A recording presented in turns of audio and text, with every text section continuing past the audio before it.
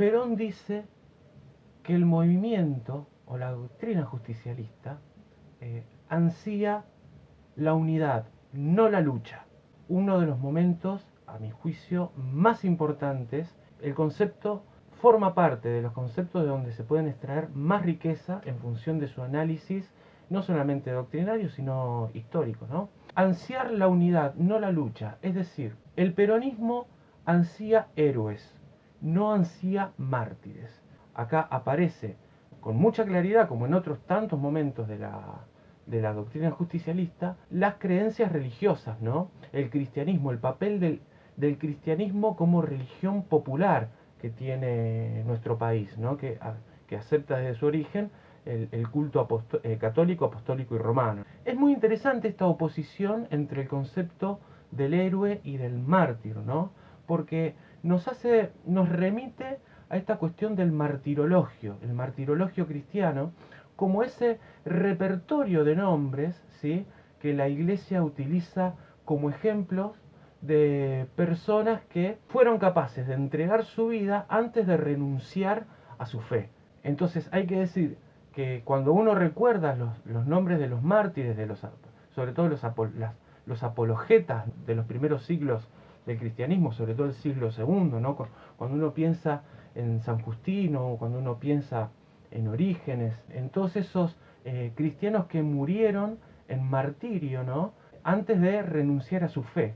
Evidentemente San Justino no fue peronista, ¿no? El peronismo lo que quiere no es gente que entregue su vida en función de la causa, aunque sí anhela héroes. Entonces no es lo mismo el héroe que el mártir. Hay que pensar acá que el cristianismo del que hablan Perón y Evita no es un cristianismo cualquiera, no es el cristianismo de las corrientes tradicionalistas que van a ser, digamos, que va a preponderar a lo largo de toda nuestra historia argentina. Las jerarquías eclesiásticas en nuestra historia argentina siempre tuvieron esta tendencia tradicionalista. Cuando Perón habla del cristianismo, está pensando en ese cristianismo revisionista, en ese cristianismo liberal que surgió en el contexto de la Revolución Francesa, ¿no? De un cristianismo que cuestionaba algunos aspectos de la dogmática, y por lo cual se tuvo que hacer ese primer concilio vaticano a través del Papa Pío IX, en donde se va a establecer el dogma de la infabilidad papal, ¿no?, de la infabilidad pontificia, declarando que el Papa es el único ser humano sobre toda la tierra que está libre de errores. Una necesidad que se dio en el año 1869 como un intento de las corrientes tradicionalistas de sentar una lucha contra esas corrientes reformistas que ya habían surgido a través de la figura de Rosmini, por ejemplo, ¿no? Esas corrientes liberales que empezaron a revisar la dogmática oficial porque se dieron cuenta que era necesario revisar determinados dogmas si la Iglesia quería sobrevivir a la modernidad. Una corriente revisionista que fue sumamente perseguida, incluso a principios del siglo XX existía algo que se llamaba la Cofradía de Pío, que era una especie de inteligencia que se infiltraba en los conventos y se filtraban en las universidades para poder identificar a teólogos reformistas para luego mandarlos a excomunión, ¿no? Bueno, entonces hay evidentemente una idea del cristianismo que pone a Jesús en un papel mucho más humano, en un papel mucho más, más cercana a una interpretación histórica y a una interpretación que pone el eje no sobre su figura como hijo de Dios, sino sobre el contenido de su mensaje, ¿no? Esta cuestión de multiplicar los peces y los panes, esta cuestión de tratar al prójimo como uno mismo, esta cuestión que se narra en el Sermón de la Montaña o en la parábola del buen samaritano, ¿no? Esta cuestión de promover la hermandad entre todos los hombres como un valor o como un principio que promueve valores indiscutibles que son necesarios para la vida en sociedad. Ese es el cristianismo al que hacen referencia Perón y Evita, indudablemente, y que va a tener cierta influencia también durante el desarrollo de la teología de la liberación. Lo que ocurrió fue que en el año 1965, cuando se cierra el Concilio Vaticano II en manos del Papa Pablo VI, el Concilio Vaticano II va a representar un triunfo de esa corriente reformista, ¿sí? Entonces hay como una especie de barajar y dar de nuevo para todo el cristianismo en ese contexto, y se van a dar toda una serie de elementos en donde esa figura del héroe va a ser sin duda pasada a un segundo plano y va a empezar a prevalecer la figura del mártir. Hay que recordar que, el Concilio Vaticano II fue un concilio que trajo una profunda renovación en lo pastoral, ¿sí? Aunque no haya modificado la dogmática, fue un concilio esencialmente pastoral y un concilio cuyos resultados son notables, ¿no? Porque la Iglesia a partir de ese momento se declara defensora de los derechos humanos, declara la dignidad de todas las personas más allá de sus creencias religiosas, popularizó la liturgia, abriéndola a las lenguas profanas, se proclamó abierta al diálogo con las demás religiones, concibe un rol de cooperación con el Estado laico, y en uno de sus documentos, que este es para mí un punto muy importante, otorga la posibilidad de la santidad a todos los fieles, ¿no? Los santos, hasta el Concilio Vaticano II, el papel del santo era un papel que estaba reservado a ciertos personajes que eran muy famosos y muy populares dentro de la dogmática oficial. Pablo VI va a llamar a la santidad a todos los fieles. Entonces, sumado esto a lo que fue la encíclica Populorum Progressio, ¿no? que pertenece a Pío XII y que se va a publicar en 1967. Al año siguiente, el episcopado latinoamericano se reúne en Medellín y ahí, a partir de esto de cuestionar incluso la propiedad privada, de no aparecer el comunismo ya como una condena. El cristianismo siempre había condenado el comunismo hasta esta circunstancia, digamos, entre todas estos documentos nuevos que empiezan a aparecer, omiten de una manera bastante llamativa, ni siquiera nombran la palabra comunismo, ¿no? La doctrina del hombre nuevo, ¿no? Que hace eje en ciertos aspectos del Evangelio y de la palabra de Jesús, la opción preferencial por los pobres, va a llevar a una interpretación que vincule el cristianismo con las acciones revolucionarias, ¿sí? Entonces, en este sentido, no hay que olvidarse que Montoneros surge en Córdoba a través de los grupos de estudiantes que eran peronistas, que eran cristianos, y que ahora se sentían llamados universalmente a buscar la santidad, ¿no? Entonces aparece la crítica de las armas como un elemento que ahora está legitimado por la propia doctrina oficial de la Iglesia, ¿sí? Entonces, el marxismo aparece como una posibilidad de vincularse con las doctrinas peronistas, y aparece el peronismo como la instancia más concreta, a través de las interpretaciones que hizo William Cook, de poder llevar adelante un proyecto de un socialismo que sea netamente nacional. Entonces ahí es cuando aparece la revista Cristianismo y Revolución, aparece el movimiento de sacerdotes por el tercer mundo, aparecen los curas villeros, todo lo que fue la teología del pueblo y la teología de la liberación, e inmediatamente empiezan a ser perseguidos por ese peronismo conservador. Recordemos que al padre Carlos Mujica lo termina matando la AAA, terminan siendo perseguidos por todo ese anticomunismo que caracterizó la tercera etapa de la tercera presidencia de Perón. Perón en 1950 evidentemente no está teniendo en cuenta que la lucha es también una instancia de unidad. Cuando él habla, anhelamos la unidad, no la lucha, él está diciendo, bueno, tenemos que luchar, pero nuestra lucha tiene por fin la unidad. Una vez que hayamos conseguido la unidad, la lucha ya no tiene sentido. No tuvo en cuenta que la lucha es una instancia en sí misma para obtener unidad, evidentemente. El contexto, sobre todo a partir de la década de 70, en donde la palabra revolución va a empezar a ser una mala palabra.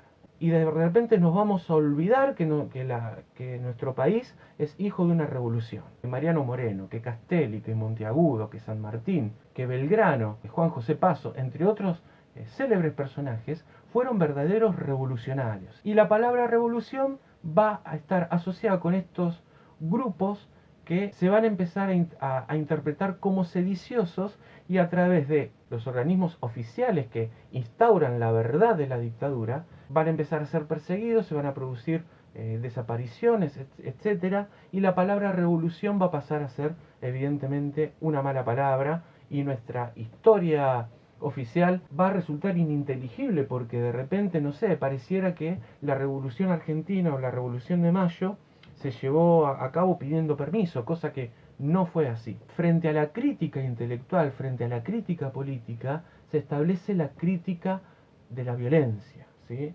La crítica de las armas marxistas. No solamente de una violencia que ya estaba ampliamente instaurada desde lo que fue el golpe de Estado del 55. No olvidemos que los aviones que bombardearon Plaza de Mayo en el 55 y que mataron a cientos de civiles tenían inscrito la leyenda Cristo vence. Es curioso cómo un movimiento como el peronismo, que asimila, que hace propio, que se hace carne de los valores cristianos, los militantes van a terminar incendiando iglesias una vez que se hayan roto los vínculos con el cristianismo, y que Perón, por ejemplo, sea excomulgado por el Papa, ¿no? Esa cuestión terrible que fueron los fusilamientos de José León Suárez, tratando de sofocar un supuesto golpe de Estado protagonizado por los generales Tanco y Valle, ¿no? Que secuestran a civiles que no tienen nada que ver con el movimiento, los llevan a un descampado en José León Suárez, los bajan y los fusilan en el año 1956,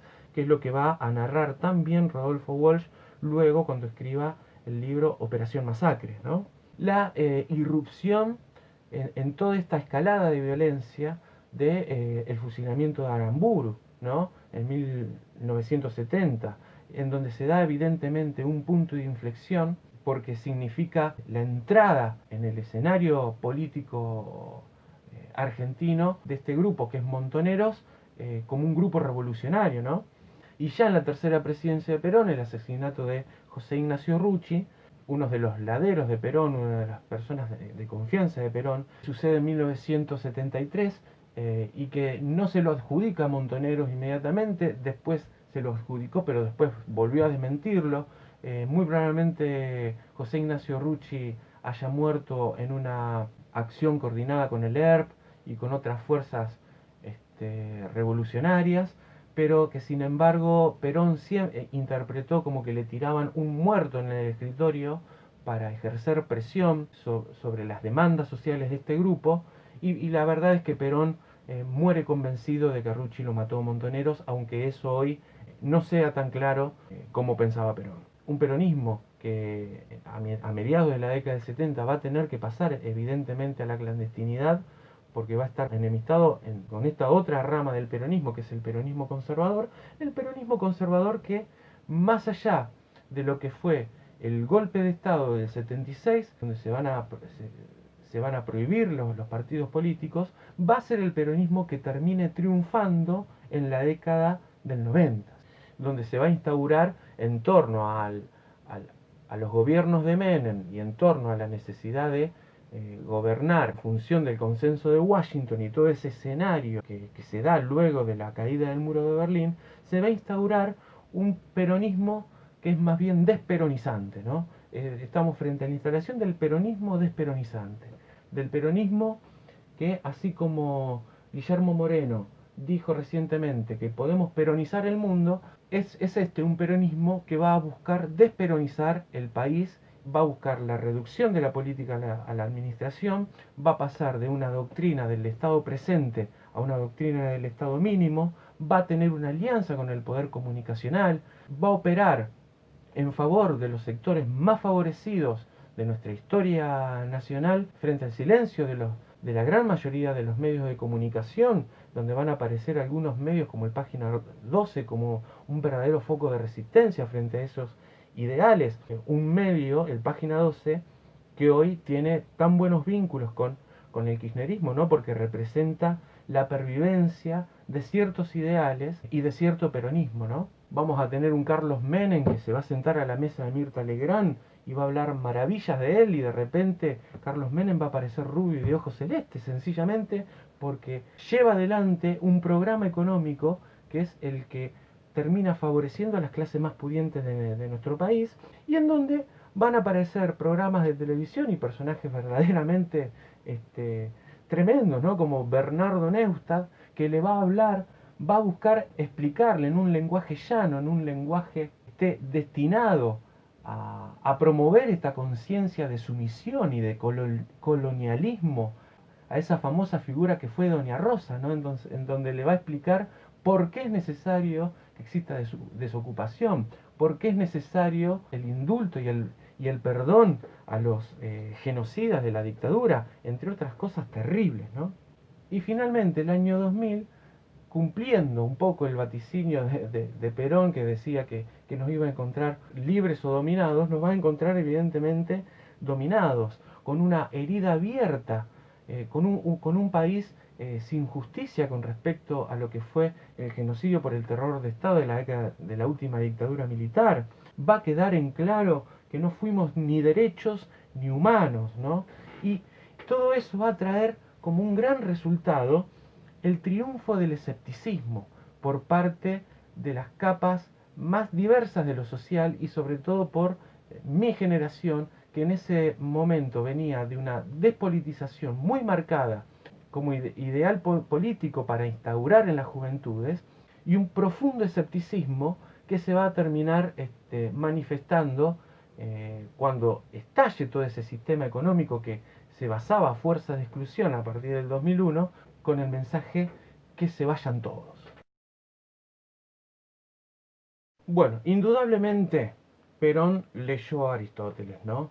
La figura de la oligarquía es una categoría política que se deriva de esa clasificación de Aristóteles que nosotros veíamos en nuestro primer video, ¿no? Que es la deformación de la aristocracia, ¿no? Es cuando la aristocracia, como una forma pura de gobierno, esa forma de gobierno en la cual un grupo tiene a su cargo la toma de decisiones en torno al destino del cuerpo social, en beneficio de todo el cuerpo, en beneficio del bien común, empieza a gobernar en función de sus propios intereses, en función de su propio bien, ¿no? Hay que eh, tratar de ser muy cuidadoso a la hora de utilizar estos términos, porque son términos que están íntimamente vinculados. Nosotros podríamos pensar que la aristocracia argentina tiene determinadas características que la han hecho derivar directamente en una oligarquía, ¿no? Esto es por lo menos la interpretación que se da dentro del peronismo. Hay una cuestión que tiene que ver con la prepotencia social que da el linaje, ¿no? Que da el pertenecer a una familia. El aristócrata, el noble, el que es notable, ¿no? Se lo reconoce no tanto por acciones propias, sino por acciones que han hecho sus mayores, ¿no? Por pertenecer a una determinada familia, por portar determinado apellido. Y eso evidentemente otorga en el seno de las relaciones sociales una suerte de prepotencia que está dada únicamente por la aportación de ese apellido, es decir, la prepotencia social que da el linaje, ¿no? Y en ese contexto hay que ver cómo aparece la lógica meritócrata, ¿no? En cómo engrana esto que últimamente se conoce como meritocracia, el poder del mérito, ¿no? El mérito como una especie de criterio en función del cual poder distribuir la justicia, ¿no? Corresponde que los que más se esfuerzan, es justo que tengan más que los que menos se esfuerzan, porque el criterio de justicia vigente en esa distribución inequitativa de los bienes disponibles para el cuerpo social está dada en función del mérito. Una enorme falacia, una enorme farsa la del mérito, porque ni bien uno se pone a pensar qué mérito tiene Mauricio en haber sido de apellido Macri, y la verdad es que no tiene ningún mérito. Ahí es justamente cuando la aristocracia nacional adquiere determinadas características que la hacen, más que una aristocracia, la constituyen una oligarquía, ¿no? En esta cuestión de formar parte de una clase social, ¿sí?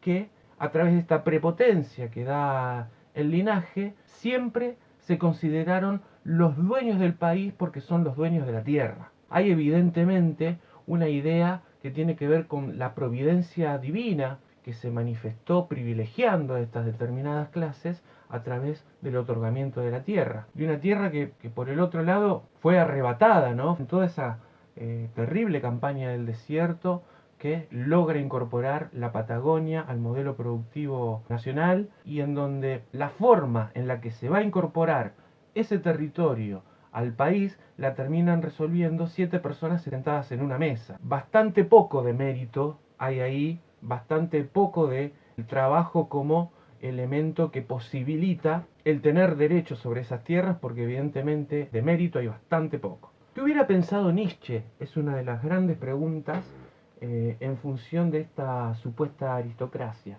Nietzsche, como todo el mundo sabe, era un filósofo que resaltaba los valores aristocráticos, los consideraba valores más cercanos al ideal del superhombre, ¿no? Y esa virtud la encarnaba, la veía representada Nietzsche a través de la figura del aristócrata. Yo comparto la opinión con José Pablo Feynman que Nietzsche las hubiera despreciado sin ningún lugar a duda, porque esta clase aristocrática no es una clase refinada. Esta clase aristocrática es una clase holgazán, es una clase que se encontró directamente en posesión de determinado territorio y que nunca hizo nada por trabajarlo, sino que puso a otra gente a trabajar los territorios que la providencia les había rendido, ¿no?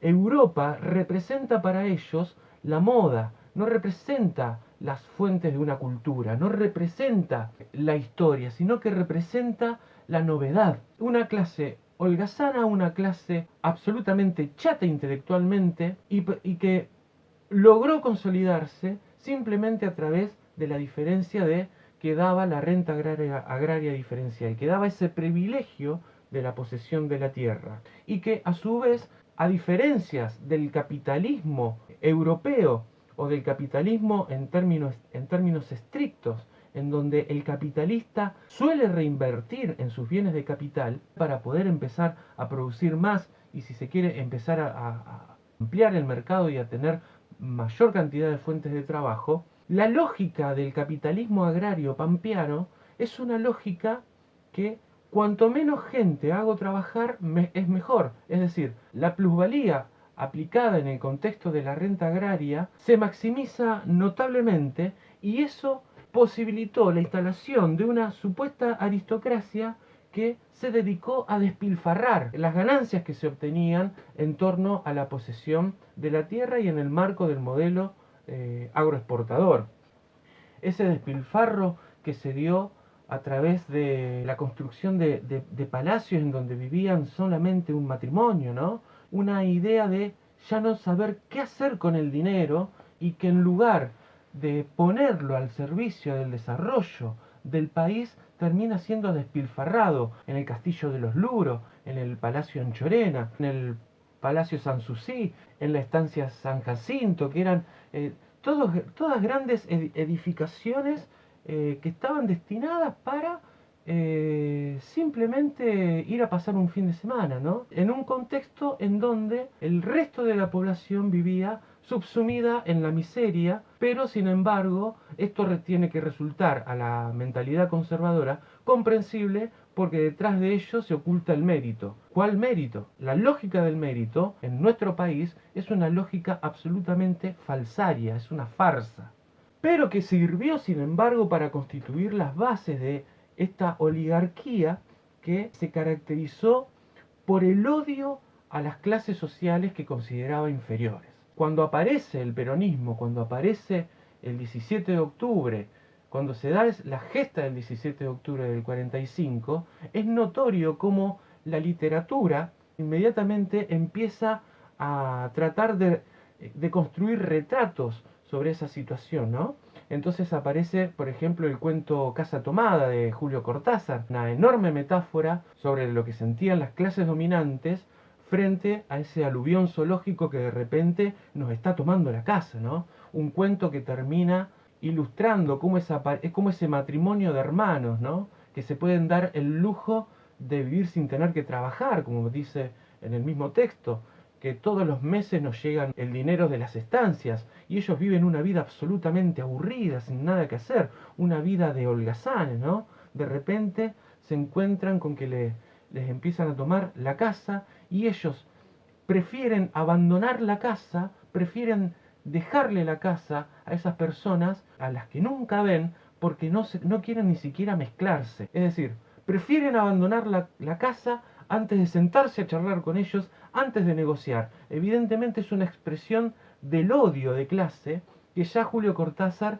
está manifestando en ese cuento, la Casa Tomada, que fue publicado por primera vez en la revista Sur, bajo el amparo o bajo la anuencia de Jorge Luis Borges. Y también se expresa en ese otro cuento fantástico de Germán Rosenmeijer que se llama Cabecita Negra, ¿no? En donde aparece con tanta claridad la figura del medio pelo, ¿no? La figura de una persona de clase media que, por ser de clase media, empieza a sentirse que está más cerca de los ricos que de los cabecitas negras que de repente ahora empiezan a reclamar derechos. Yo, dice el personaje de Germán Rosenmeijer, que tengo mi familia, que me forcé, que soy un hombre de negocios, etcétera. ¿Qué tengo que ver con esta gente? Entonces, cuando se da toda esa circunstancia de que irrumpen en su departamento, que le hacen pasar un mal momento, empieza a gestarse ese odio y dice Germán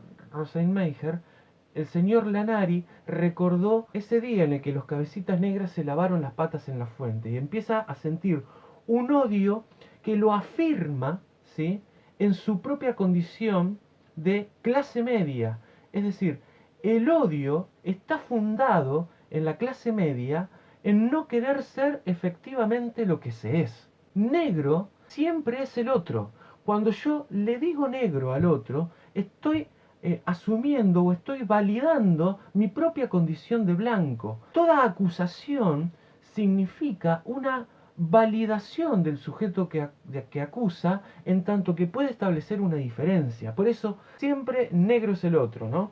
Hay un odio entre las clases sociales que está fagocitado desde lo más profundo de la Constitución histórica, política y hasta geográfica y económica de nuestro país, que es lo que posibilita la conciencia de afirmación de determinadas clases en tanto que su ser consiste en no aceptar lo que son. Mi odio hacia el otro afirma que yo no soy como eso que estoy odiando. Entonces de repente, en ese marco conceptual, se dan situaciones como por ejemplo que llega Mauricio Macri al poder y una de las primeras cosas que hace es quitarle los subsidios a los servicios. Entonces, de repente, la clase media termina apoyando a una persona que pertenece a una clase que no es la de ellos y que lleva adelante medidas políticas y económicas que lo terminan perjudicando simplemente porque el odio que el medio pelo siente hacia el que tiene por debajo es la forma que él tiene de sentirse superior. Entonces de repente, cuando se le sacaron los subsidios a los servicios, ¿qué pasó con esa clase que se dio cuenta que ellos también eran subsidiados y que ellos también eran negros y que ellos también eran la clase subsidiada del kirchnerismo y que después, cuando llega el otro, cuando llega el oligarca y les quita los subsidios, cae una conciencia sobre esa realidad que termina siendo hasta vergonzoso tener que aceptarla, ¿no? Y lo que se produce es un proceso de cada vez mayor radicalización frente a la imposibilidad o frente al orgullo de no querer ser lo que efectivamente se es, que uno es clase media, que uno necesita de un Estado que esté presente para poder llevar adelante, para poder proyectar su vida, ¿no? Entonces aparece el discurso todavía más radicalizado con respecto a la libertad. A Mauricio Macri se lo acusó de ser un kirchnerismo para chetos, no nos olvidemos de esto. Los liberales que acusaban al gobierno de Mauricio Macri de populista, evidentemente han trascendido una etapa de radicalización todavía más notoria, que es el radicalismo que nos aparece en personajes como Luis Esper, que nos aparece en personajes como Javier Milei, ¿no?, en la actualidad, que denostan al Estado y que cualquier cuestión que tenga que ver con el Estado les suena a comunismo y les suena a populismo y les da arcadas y trata de ñoquis a todas las personas que sostienen con su trabajo diario al Estado, cuando bien podríamos pensar que en realidad el fin concreto que están persiguiendo es que no quieren pagar impuestos, ¿no? La libertad, la famosa libertad de la que hablan los libertarios, es una libertad absolutamente individual y es una libertad económica. Lo colectivo en ellos está disuelto en el individuo. Lo único que existen son individuos y son libertades individuales. No existe la posibilidad de pensar en el otro como la patria. Por último, vamos a señalar esta gran utopía, ¿no? Esta gran palabra que incorpora Perón en el discurso del 17 de octubre de 1950, cuando dice que el peronismo anhela un país feliz, ¿sí? Aparece la felicidad, una de las palabras más, eh, diríamos, más graves que tiene nuestro idioma, ¿no? Porque la felicidad tiene muchos elementos que son absolutamente mitológicos. Cuando uno piensa en una felicidad o en la felicidad propia, está pensando como una especie de estado constante en donde no haya nada que lo altere, donde la beatitud, digamos, sea permanente, en donde la realidad coincida permanentemente con mi deseo de la realidad, etcétera. Sabemos que eso no es real, sabemos que eso forma parte de una ilusión, de un discurso romántico que se ha ido construyendo a lo largo de nuestro tiempo, y que si la felicidad existe, no existe nada más que no sea a través de determinados momentos, de determinados relámpagos, ¿no? Porque en definitiva la felicidad es tan constitutiva de la vida humana como la desdicha. Son elementos sin los cuales incluso si no tuviésemos momentos de tristeza, si no tuviésemos momentos de desdicha, tampoco podríamos identificar aquellos momentos en los que podemos decir que somos felices, ¿no? Sin embargo, aparece la felicidad como un proyecto político, el deseo de que el país sea un país feliz. Evidentemente acá hay una cuestión que tiene que ver con lo utópico. Las utopías, como decía Galeano, tienen sin embargo una función que es la posibilidad de poder seguir andando, ¿no? Pero es interesante pensar más allá de todos estos elementos utópicos, de todos estos elementos mitológicos que pueda haber dentro del término felicidad, es interesante pensar cuando la felicidad está incorporada en esta idea de ser un proyecto político, ¿no? Más allá de que sea realizable o no realizable, evidentemente, cuando yo hablo de un proyecto político, hablo de un país al que deseo que sea feliz, junto con todos los otros principios que constituyen la base de mi doctrina, evidentemente estoy hablando de una felicidad que no se puede dar nunca de manera individual, ¿sí? Nadie se salva solo, eso es lo que se está queriendo decir. De repente, esta cuestión que tiene que ver con la justicia social, que tiene que ver con ofrecerles a todas las personas que conforman el cuerpo social aquello que necesitan para poder llevar adelante una vida humana en una situación que es absolutamente inequitativa cuando nosotros vemos que hay personas que disponen de recursos que podrían llevar no una sino 15 vidas humanas, ¿no? En un país en donde el 35% de la tierra está en manos del 0,94% de los habitantes, evidentemente hay una situación de inequidad y hay una situación de desigualdad a la hora de poder llevar adelante los proyectos vitales de las personas que conforman el cuerpo social, que bien podríamos recordar esta frase de Jaureche que dice, subrayando esta idea de que nadie se salva solo, o es para todos la cobija o es para todos el invierno. Frente a esa situación de inequidad, esa situación de injusticia social radical que atraviesa todavía el día de hoy nuestro país, hay un fenómeno que tiene que ver con el tener que encerrarse cada vez más para proteger nuestras propiedades en función de la gente que cada vez tiene menos. Acá hay que empezar a pensar que las rejas no son eternas, que formamos parte de un sistema que en tanto en cuanto acentúe exponencialmente cada vez más esas desigualdades, las personas que están afuera de los paredones va a llegar un momento en el que para poder sobrevivir no le va a quedar otra alternativa que saltar los paredones y copar los barrios privados, arrancarnos las rejas. Entonces, la seguridad social, la felicidad del cuerpo social, de todos los actores del cuerpo social, nunca va a ser posible en un marco de semejante inequidad. La felicidad, digamos, si yo empiezo a entender que la única forma de adquirir o de combatir la seguridad tiene que ver con combatir las desigualdades, no con poner más policías ni con militarizar las calles, sino con atacar los problemas de raíz. Si yo empiezo a darme cuenta que tengo que empezar a pensar proyectos políticos o a apoyar proyectos políticos que estén destinados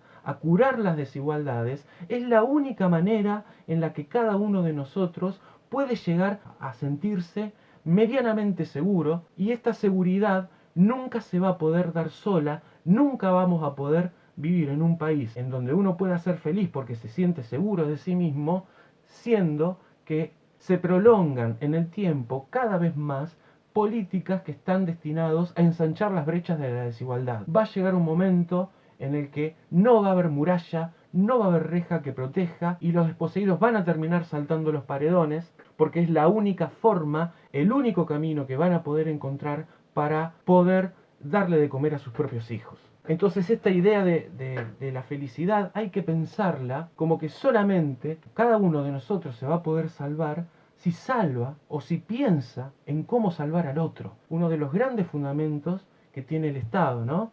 El Estado como la totalidad que abarca a todos los actores del cuerpo social y que necesariamente debe incluirlos, debe hacerlos participar como un mecanismo para alcanzar una relativa armonía social, en tanto en cuanto uno de los grandes fundamentos de las revoluciones siempre tienen que ver con las desigualdades, ya sean económicas o las desigualdades en cuanto a la capacidad de participación en la construcción de los proyectos políticos, ¿no?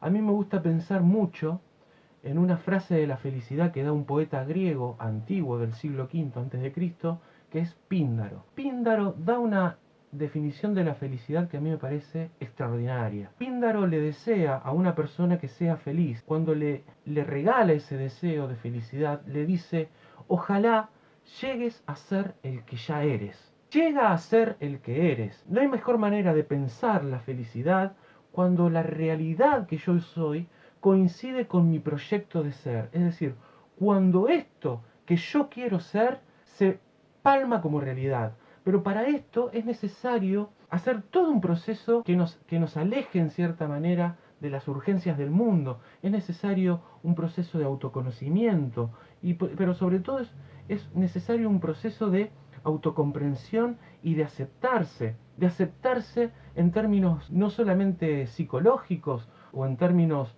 con respecto a decir, bueno, este es mi cuerpo, esta es mi cara, o cuestiones que tengan que ver con eso. En términos sociales, aceptarse significa asumir el papel que efectivamente tengo, es decir, asumir lo que en términos marxistas tan genialmente se denominó una conciencia de clase. Cuando yo tengo claridad sobre la clase a la que pertenezco, ya no puedo ser presa de proyectos políticos que me prometen el oro y me terminan quitando los subsidios. Ya no puedo apoyar proyectos políticos simplemente porque quiero que se les saquen los planes sociales a la gente, porque de repente yo también soy un negro subsidiado. Yo también necesito del Estado para poder proyectar mi vida.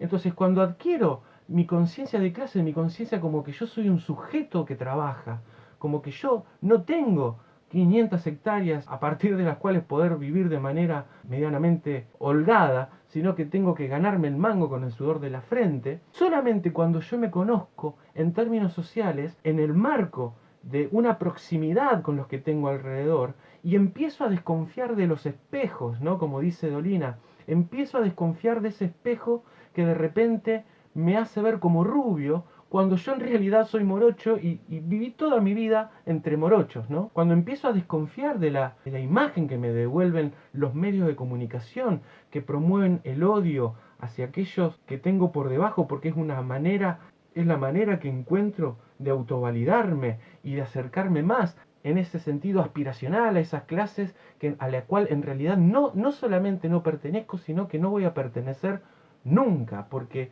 no tengo historia, porque no tengo apellido, porque en todo caso, si me aceptan, la figura que tienen reservada para mí es la del snob, la del el nuevo rico que no tiene títulos de nobleza.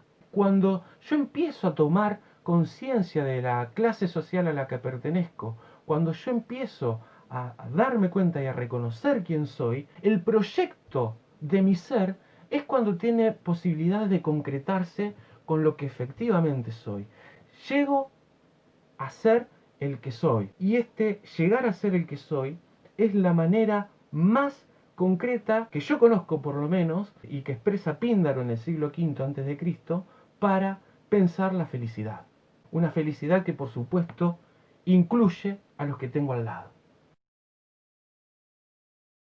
Bueno, esto fue todo por hoy.